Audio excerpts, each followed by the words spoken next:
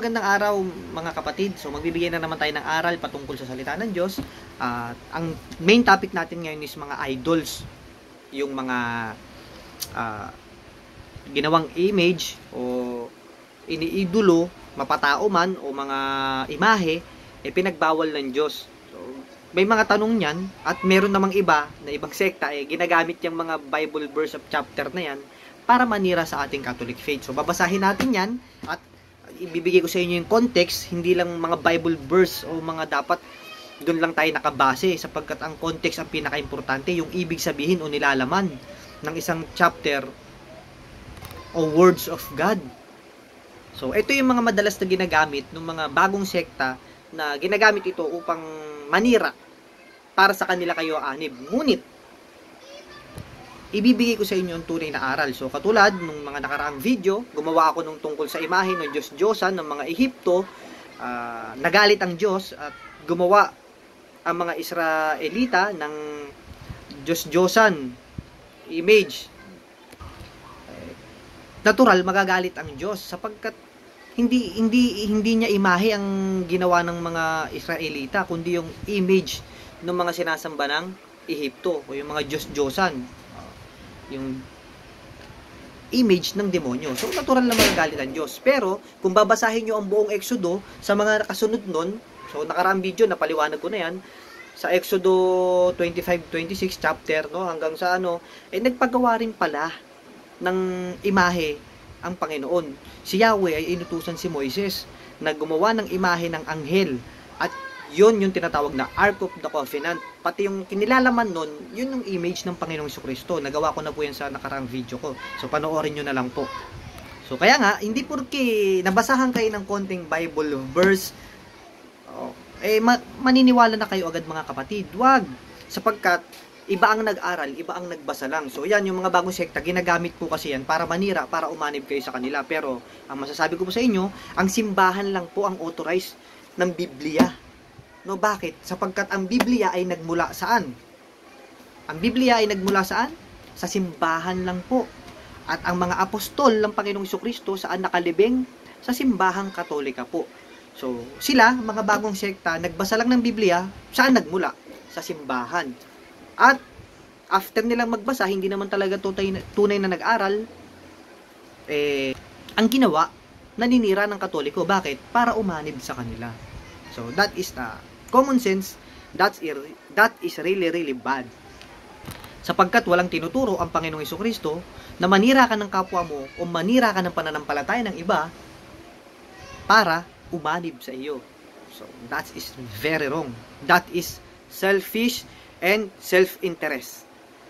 Hindi po yan ang katotohanan, sapagkat ang katotohanan, pagpatungkol sa salita ng Diyos, ay sa simbahang Katolika lamang po. So, ngayon, sasagutin na natin yung mga paninira nila para matapos na itong mga issue na to na masama daw ang image of God o imahen. So ngayon yung idols naman. So, isa rin to sa image, no?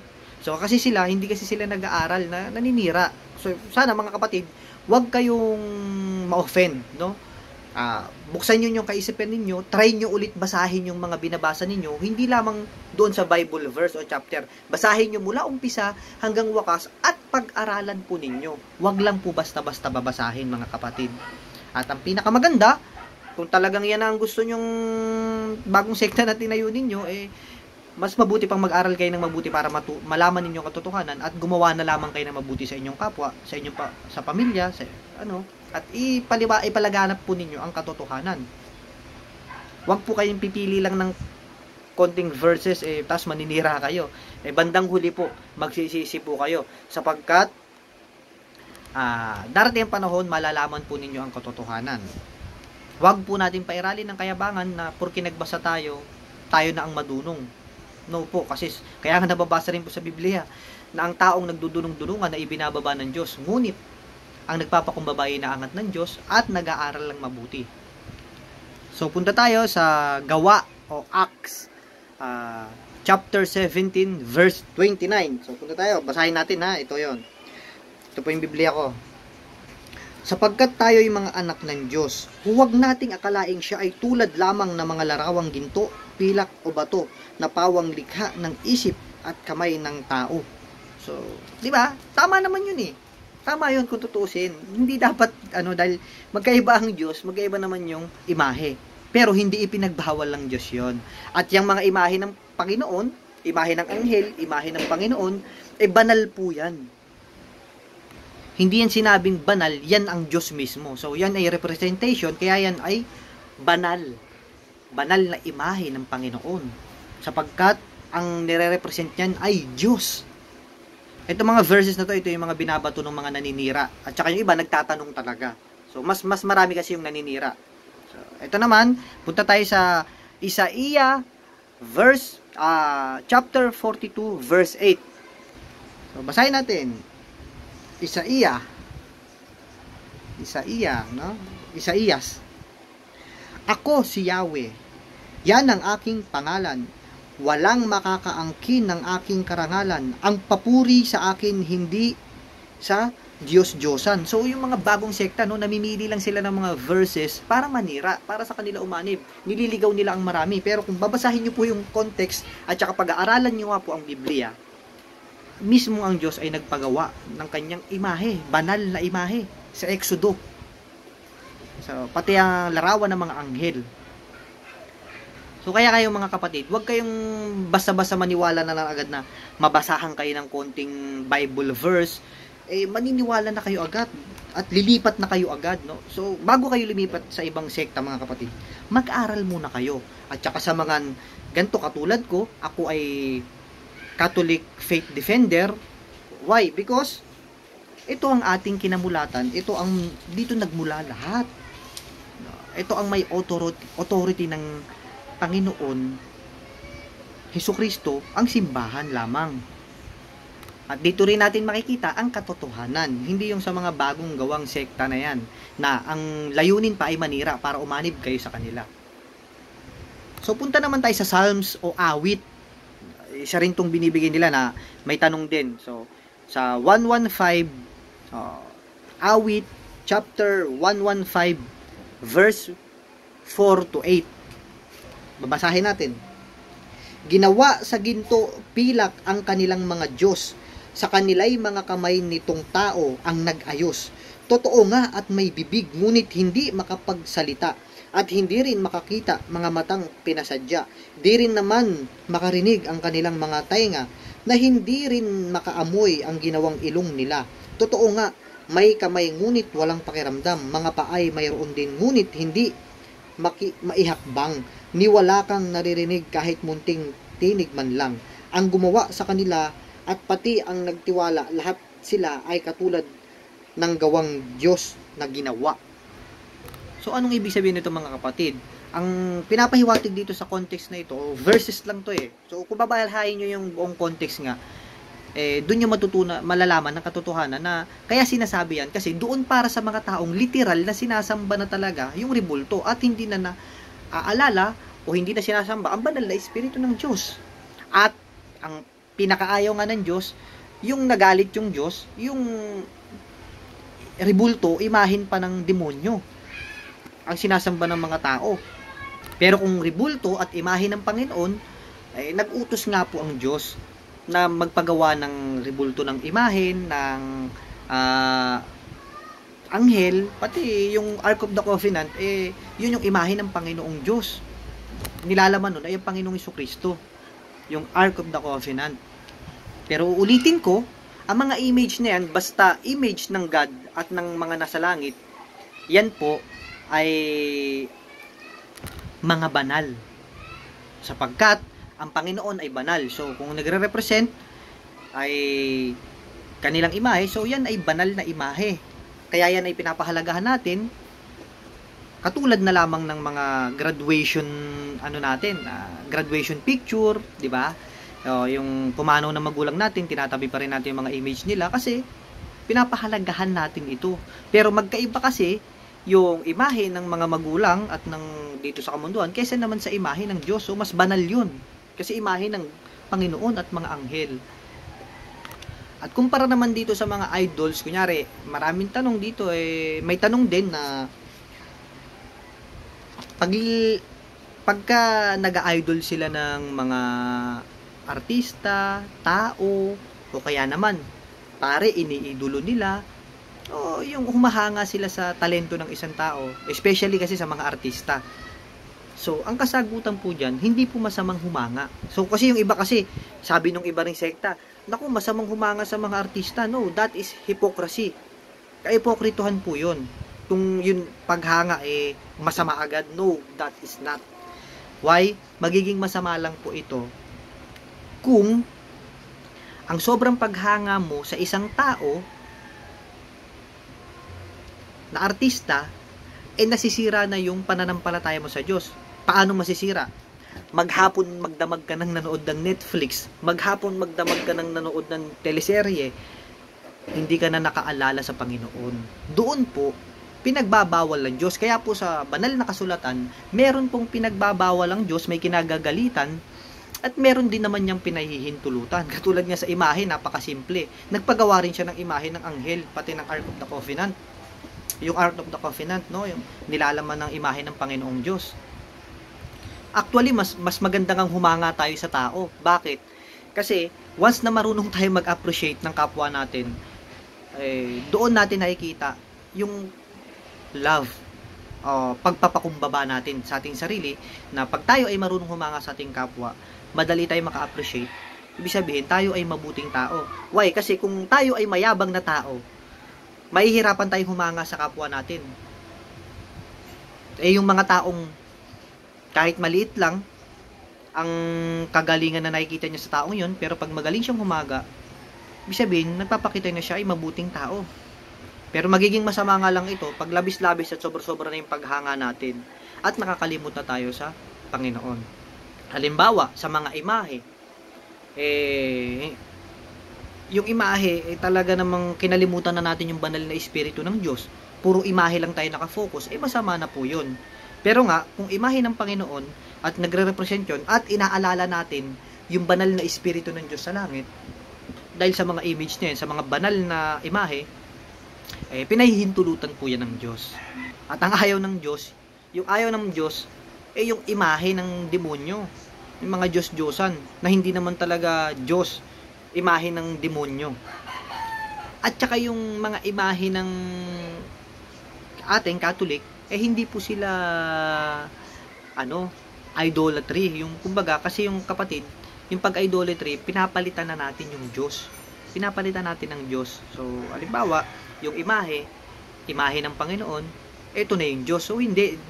Ang imahe natin ay representation at sila ay banal na imahe ng Diyos. Pero hindi pinapalitan ng Diyos. So, ganun po yung idolatry. Katulad niya sa pinaliwanag ko kanina, yung paghanga sa artista, kung nauubos na ang oras natin dahil sa mga idol natin, athlete man yan, artista man yan, nakakalimot na tayo sa Diyos, doon pinapalitan na po natin ng yung oras na para sa Panginoon, napapalitan na natin ng oras natin dun sa mga artista. Pero hindi po porke artista. Di mo, yung iba, di ba, nila, tuloy, yung iba akala nila porke artista masama na. So that is hypocrisy at saka judgmental. No. Hindi po natin alam, hindi naman lahat ng artista puro pag-artista lang ginagawa. Marami rin sa kanila ang maka-Diyos. So, yun nga, magiging masama lang yun kung papalitan natin yung oras natin para sa Diyos, puro sa artista lang, puro sa mga idol na lang tayo na nanonood, nakikinig, sa mga vlogger o kung saan man. Musika ng hindi sa Diyos, so, nawawala na tayo ng time para sa Diyos, yun ang ayaw ng Panginoon. Pero hindi po ibig sabihin na, mga kapatid, konting basa ng Bible verse, konting chapter, basahan kayo ng ibang sekta, maniniwala kayo agad. Mag-aral po tayo, mga kapatid. Yan po ang pinaka-importante sa lahat. So ako, dinedefend ko lang po kung ano yung katotohanan at ayon na rin sa aking mga pinag-aralan at ayon na rin sa kalooban ng Panginoon, sapagkat hindi porke tayo ay maka-Diyos, dapat always na lang tayo nagpapaubaya kahit alam naman nating sila ay mga nagsisinungaling. Pagsisinungaling po yun o pagmamataas. So, kung ano po, siguro social media, naman po kayo, aware, makinig po kayo ng mga vlogs din ng mga pare at mga ibang Catholic defender para po malaman din natin yung katotohanan. Ako po, galing po ako sa Katolika. Nabinyagan ako nung ako'y baby, bata pa. So, napunta sa ibang sekta, nag-aral lang mabuti, nagbalik ulit sa Katoliko. Kasi nalaman natin katotohanan at tayong mga Katoliko kasi madalas marami sa atin hindi nag-aaral ng Biblia tapos dilipat na sa ibang sekta, naniwala agad. Kung nag-aral pala tayo, pero okay lang yan, walang problema kung napunta kayo doon, pero huwag ninyong lagyan ng limit yung sarili ninyo na kung ano lang yung aral doon na yon. Aralin po ninyong mabuti rin. Kilalanin nyo at aralin nyo ang tungkol sa Diyos. At inaamin din naman ng Biblia na hindi lahat ng salita ng Diyos ay nasa Biblia. So, ibig sabihin, kung yung bagong sekta, mga bagong tayo na yan, sa Biblia yan, based on Bible lang, marami kayong mababasa, may mababasa kayo sa Biblia na hindi lahat ng aral o salita ng Panginoong Jesucristo ay nasa Biblia sapagkat meron dang Bible verse na ang salita ng Diyos o Panginoong Jesucristo ay hindi magkakasya sa sobrang dami. So, yung ibang sekta hindi inaamin yan. Kasi bakit? Bible dependent sila. Pero mismong Catholic po ay inaamin yan. So, maganda nga ngayon may social media niya para mas madali kayo makapag-aral. Doon po kayo sa mga Catholic faith, Catholic defender, mga scholar ng Katolika. Ako, yung Catholic, sa Catholic po nang galing yung mga original books na yan. Kung bakit nabuo yung Biblia. Sa simbahan. At ang madalas namang binabato nila, pag lumuhod ka, pumikit ka, sinasamba mo na ang imahe, they are judgmental. Bakit sila lumuluhod, pumipikit, nagdadasal? Ano ang kaharap nila mga kapatid? Wall. 'Di ba? May church din sila, may wall. So kung lumuluhod sila doon, pumipikit, nagdadasal, pwede rin nating sabihin na sinasamba rin nila yung wall. Kasi saan sila nakaharap? Sa wall. Tayo nakaharap sa imahe ng Panginoon. Pero sino sinasamba natin? Yung banal na espiritu ng Panginoon. Ano yung nasa harapan natin? Banal na imahe ng Panginoon. So, sana po marami kayong natutunan at marami pa tayong gagawing aral, videos patungkol dito para naman papalaganap natin ang katotohanan. Yung mga tradisyon natin, sundin po natin yan sapagkat ang mga apostoles ay sinusunod din yung tradisyon. Kaya nga, ulitin ko, kung Bible dependent yung mga bagong sekta na yan, ay ang nag-authorize, kaya po nabuong Biblia dahil sa church, sa simbahan. Hindi sa kanila galing. Sa mga bagong tayong Christians. No. Sa simbahan. Nasaan yun? Nasa Katolika. At kaya nga, yung apostles ay nakalibing sa simbahan ng Catholic Church. Hanggang dito na lang po, mga kapatid. Sana marami kayong natutunan at lagi natin tandaan, magpakumbaba tayo, aralin natin ang katotohanan. And hopefully, maging daan ito para marami magbalik loob din sa Catholic sapagkat marami pa akong ibibigay na aral sa inyo, pwede kayo at welcome kayong magtanong. Huwag nyo pong isipin itong video na ito para ma-offend kayo o para lalo pang magalit. And I know, pagka kumurot ito sa inyong puso't isipan, na-offend o siguro ma-offend kayo ng kaunti, pero tanggapin po natin kababaang loob, aralin po natin yung context na pinag-aaralan natin. At siguradong malalaman ninyo ang katotohanan.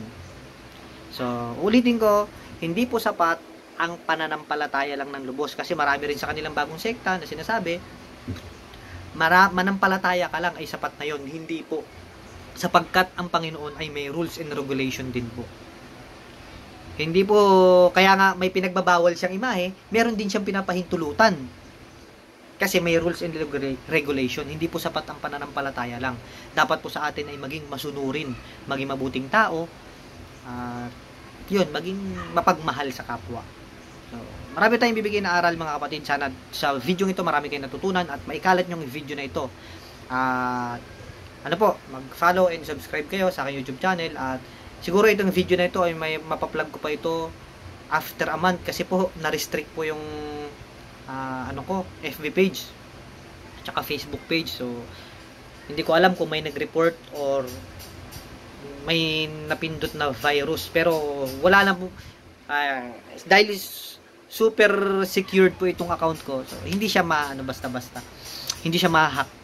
Yun nga lang, hindi ako makapag-post. Nakakapag-message, pero message sa FB page, Pero hindi ako makapag-post ng mga videos and mga topics. So hanggang dito na lang po. Sa mga nais magpagamot, spiritual at physical, message lang po kayo. Walang sakit na hindi kayang pagalingin ng Diyos. Kaya nga ako nandirito din, gagamutin ko ang pananampalataya ninyo patungkol sa Panginoon at sa salita ng Diyos. At gagamutin ko rin ang mga physical yung sakit, cancer, sakit sa buto, sa ugat, organs, at kung ano pa physical.